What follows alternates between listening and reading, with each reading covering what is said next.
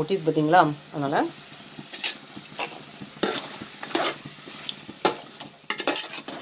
மட்டனில் எல்லா மசாலாவும் சேர்த்தோம்.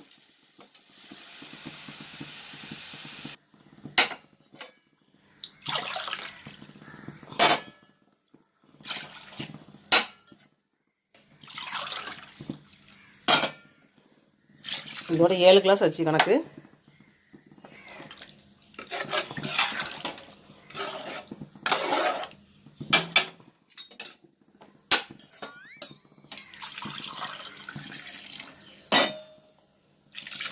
எட்டு கிளாஸ் 4 கிளாஸ் அரிசிக்கு, சீரக சம்பா அரிசிக்கு 8 கிளாஸ் தண்ணி ஊற்றிருக்கேன். இதே இது பாசுமதி அரிசினா 1 கிளாஸ் தண்ணி வந்து குறைச்சிருவேன்.